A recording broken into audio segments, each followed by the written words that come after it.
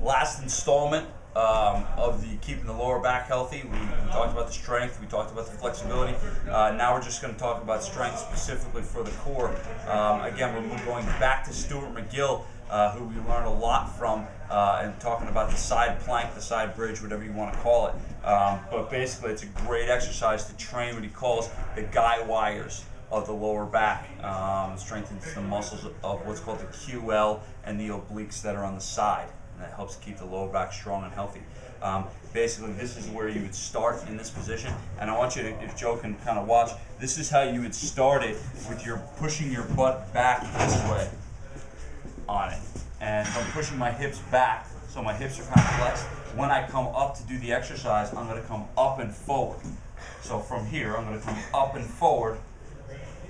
And now I should have a straight line from my knee to my hip to my shoulder. And I'm keeping my abs tight, my glutes pinched, my head is neutral with my spine, and I'm feeling some tension down my oblique down here on that. And then when I'm done, I'm going to push my hip back. There, that's going to be the least amount of stress to the back when you bring your hips back and forth like that instead of coming straight up and straight down. There's different variations where you could do it. This would be the second variation with the top leg crossed, again pushing my hips back, and then coming up and forward, and then coming down.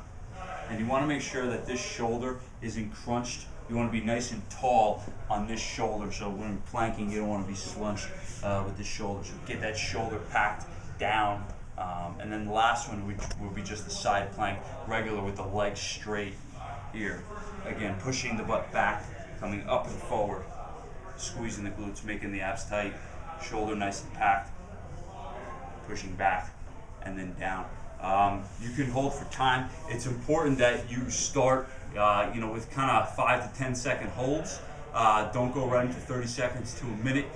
You want to be able to hold for a short amount of time with a great body position with great strength and stability on that. The second exercise kind of does something similar, but a couple more things incorporated. We're going back to our kettlebell here, and all we're going to do is pick the kettlebell up. And you have a penalty at our gym if you pick a weight up like this. So I'm going to do this.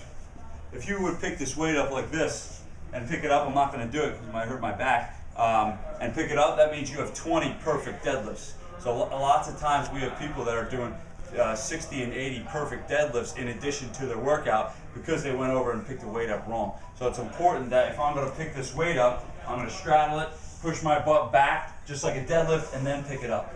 And I'm going to switch it to one hand. And this is called a one-arm farmer's walk. And all I'm going to do, I got the bell in one hand and I'm walking around.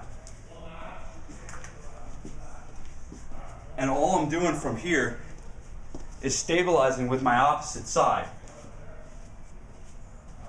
I'm getting grip strength, I'm getting shoulder stability, and I'm getting core stability on my obliques on the opposite side. So it's a great way. This is actually a great way if you have any shoulder issues, if you have shoulder pain or shoulder issues, and that side plank bothers your shoulder to be on your elbow like that, this is a great alternative.